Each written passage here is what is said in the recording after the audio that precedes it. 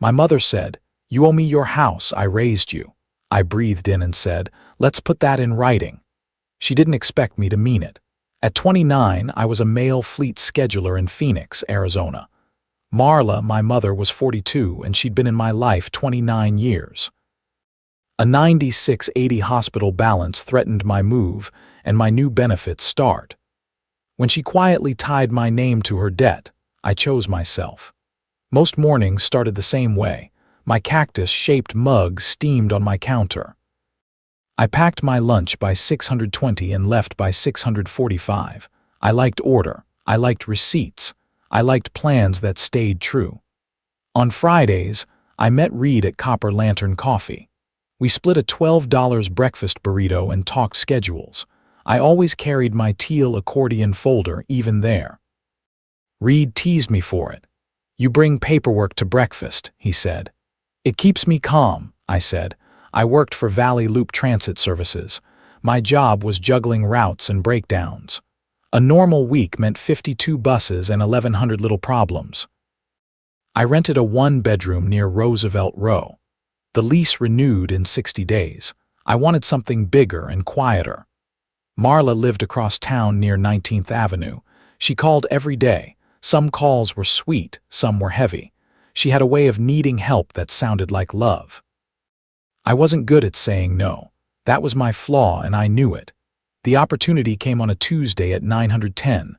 My inbox flashed an offer from Solace Grid Analytics. The subject line felt unreal. The role was Operations Coordinator. Salary was $118K with an $8K signing bonus. Health coverage started in 30 days plus a 6% match. I reread the email at Hance Park during my break. A jogger passed and my phone buzzed again. Reed texted, "Did you get it?" I typed back, "I got it." Then I stared at my cactus mug sticker on my laptop. I smiled like I finally earned air. That night, I drove to Marla's place. She insisted we meet at Sagaro Spoon Diner off Camelback. The bill for two was $34 and I paid. I slid the offer letter across the table. She didn't touch it. Her eyes narrowed like she smelled smoke. "So you're leaving," she said. "I'm moving forward," I said. "You'll get bored and crawl back," she said. That stung more than it should have. I kept my voice flat anyway. I had practiced calm. "You'll have good insurance," she said. "Better than mine." "It's part of the job," I said. Marla tapped the table twice. Her nails clicked like a countdown.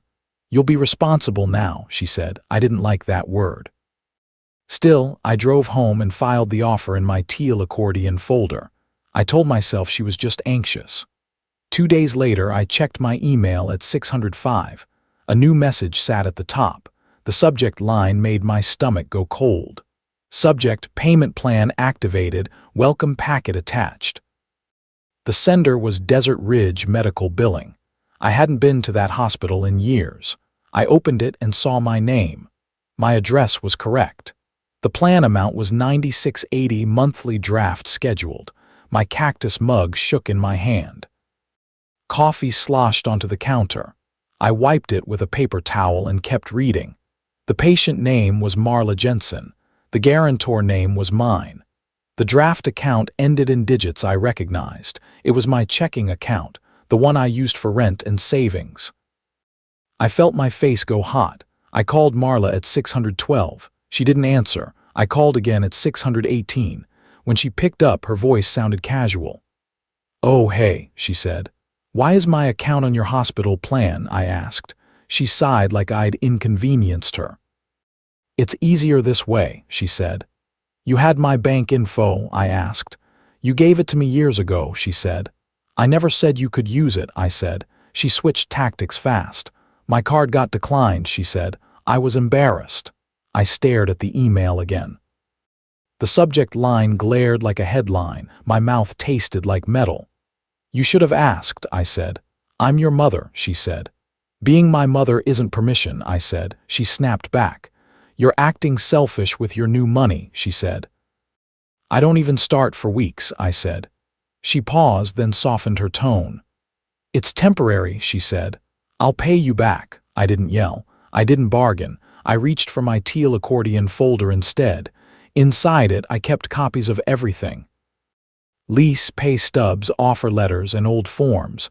I found the bank change form from last year. Back then, Marla helped me set up auto pay. She insisted she was good with forms. I let her, because I trusted her. That morning, I went straight to Desert Ridge Medical. It was 7.4 miles from my place. Parking cost $9 for the first hour. The billing desk had a long line. I stood behind a man arguing about a $65 copay. I listened and learned the rhythm. When my turn came, I kept it simple. My account is attached without my consent, I said. I need it removed today. The clerk's badge read Tanya. She looked tired, not cruel. She lowered her voice. I can flag it, she said, but we need the guarantor to sign a release. I am the guarantor, I said. Tanya pulled up the record. She squinted at the screen. Did you authorize this online? She asked. No, I said. I want a copy of how it was set. She nodded and printed 2 pages. One page showed a digital form. It listed my email and my routing number. The timestamp was from yesterday at 3:40. I had been at work then. My schedule software logged everything. I felt anger sharpen into focus. Tanya handed me a separate printout. It was submitted from a mobile device, she said. She didn't say whose. I left with the papers in my teal accordion folder. Outside, the heat hit like a wall. My phone pinged with another email. Subject draft confirmation, first withdrawal scheduled. Same sender, same sick feeling. At 9:30, I went to Suncrest Credit Union on Central Avenue. The waiting area smelled like lemon cleaner. A teller called my number after 17 minutes. I asked to freeze my checking account. I also opened a new one. The minimum deposit was $25. The teller offered sympathy without drama. Do you want a note added? She asked. Yes, I said. No third-party drafts. On my way out, I texted Reed. We met at Encanto Park at 12:10. I told him everything in 9 short minutes. Reed didn't interrupt. He just watched the ducks and listened. When I finished, he spoke carefully. That's not a misunderstanding, he said. That's a decision she made, I said. You need a lawyer, he said. I already knew. I hated that I knew. Still, I wanted it done right. That afternoon, I called Simone Hart, an attorney Reed recommended. Her office was near Cityscape, 5 blocks from my job. The consult fee was $240.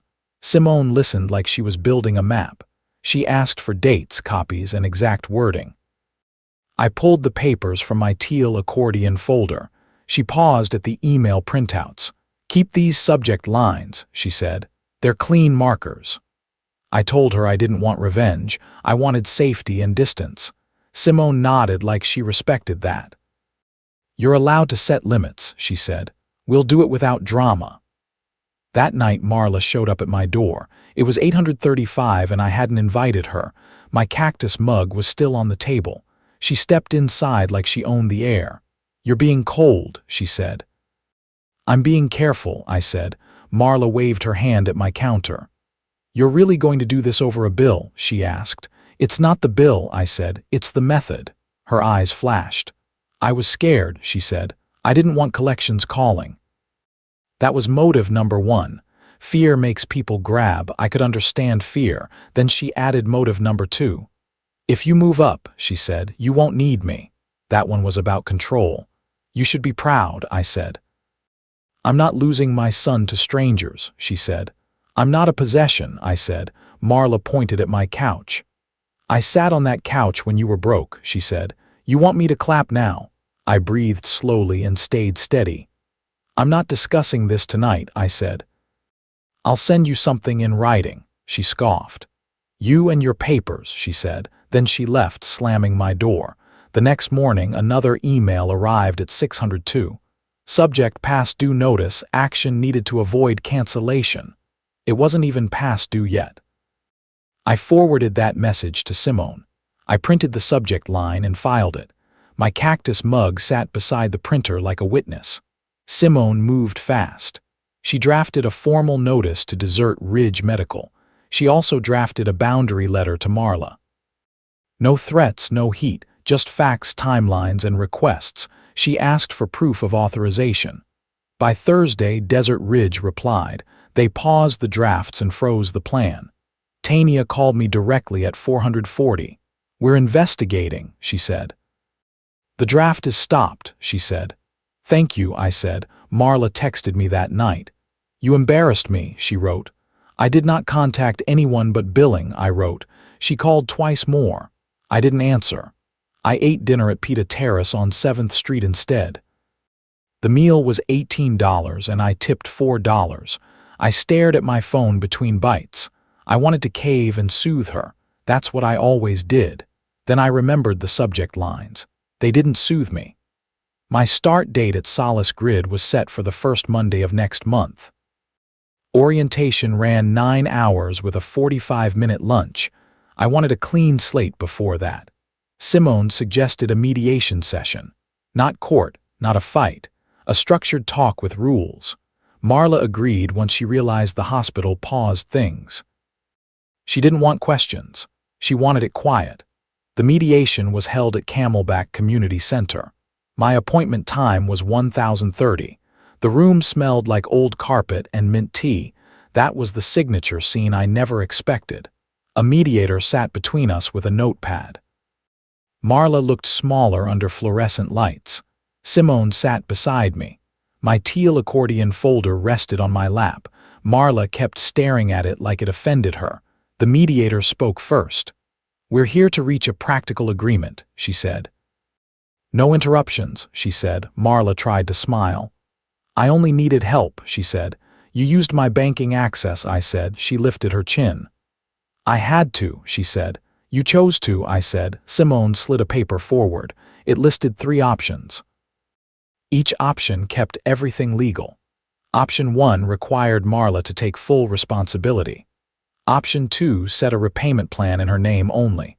Option 3 involved an identity misuse report. I didn't want option 3, but I needed it on the table. Boundaries mean nothing without consequences. Marla's voice cracked. You'd report your own mother, she asked. I'd protect my life, I said. The mediator asked Marla to explain. Marla stared at the floor for 6 seconds, then she spoke quieter. My credit is wrecked, she said. I got scared, she said. And he's leaving, she added. I felt my chest tighten. Part of me wanted to hug her. That part used to run my whole life. I kept my hands folded instead. I can help you find resources, I said. I won't be your guarantor. Marla looked at Simone. She's turning him against me, Marla said. Simone didn't blink. He's making a choice, Simone said. A careful one. Marla swallowed hard. In the end, Marla signed an agreement. She took ownership of the hospital plan in her name. She also agreed to reimburse the draft attempt fee. The fee was $35 from my bank. Small money, big meaning. I watched her initial every line. Outside the center, Marla tried to speak softly. We can go to lunch, she said. I'm going home, I said. She reached for my arm. I stepped back, gentle but firm. That's the new rule, I said. For the next week, I cleaned up my life. I changed passwords and updated beneficiaries. I moved my savings to the new account. I also updated my lease plan. A new apartment in Arcadia came available. The deposit was $16.50 and I paid it. Reed helped me move boxes on a Saturday. We drove 11 miles between places. My cactus mug rode in the cup holder. At Solace Grid, my first day started at 800 sharp. A security badge cost $0 but felt priceless. My new desk faced a window, not a wall. I kept the teal accordion folder in my bottom drawer, not from fear, from habit. Some habits keep you safe. 3 weeks in, my manager praised my route model. It cut idle time by 14 minutes per shift. That meant less overtime burn. I earned a performance bonus that quarter. It was $6,500, deposited on a Friday. I bought Reed dinner at Harbor and Pine to celebrate. Marla didn't come up at first, then the emails did. Desert Ridge sent me updates anyway. Subject, guarantor change processed, account updated. I saved it and forwarded it to Simone. I wanted a clean trail. Marla began telling relatives her version. She said I abandoned family. She said I threatened her. The problem with lies is paperwork exists. My aunt asked me directly at a Sunday cookout. It was at Steele Indian School Park. She held a plate of ribs and looked worried. "Did you threaten your mom?" she asked. "No," I said. "I set boundaries. I didn't show screenshots. I didn't rally anyone. I just stated the truth once." Later, Marla cornered me near the picnic tables. The park closed in 45 minutes. Kids played tag behind us. "You're making me look bad," she said. "I'm not doing anything," I said. "People are asking," she said.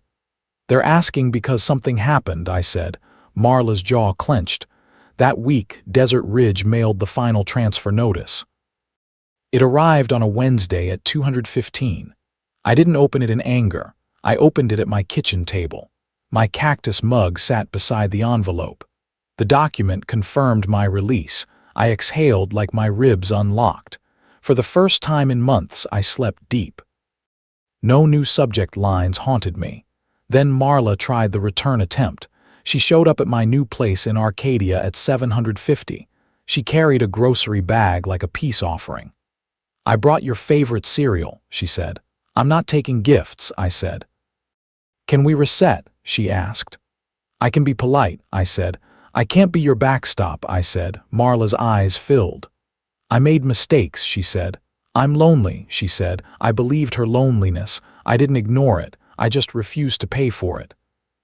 "I'll meet you for coffee once a month," I said. "No money talk," I said. "No account access," I said. Marla's face tightened again. "You're punishing me," she said. "I'm protecting myself," I said. She left the bag on my doorstep anyway. I carried it to my neighbor later. I didn't want a symbol that felt like a hook. Months passed with quiet distance. At work, I led a new rollout for 23 sites. Travel was local, never more than 28 miles. I paid off my credit card and built savings. My balance crossed 25,000 by winter. That number felt like safety, not bragging. A year after the first email, I checked my archived folder. The subject lines sat there like fossils. They reminded me what calm can do. Email subject, payment plan activated. Welcome packet attached email subject, draft confirmation. First withdrawal scheduled email subject, guarantor change processed. Account updated that same week. Marla sent a long message. It arrived at 9:22 on a Tuesday. I read it twice before answering. "I'm sorry for using your account," she wrote. "I was scared and controlling," she wrote. "I miss you and I'm getting help." I stared at my cactus mug. The chipped rim caught the light. My teal accordion folder sat in the drawer, untouched. I replied with one short text. "I accept the apology. Keep your boundaries too." Life stayed steady after that.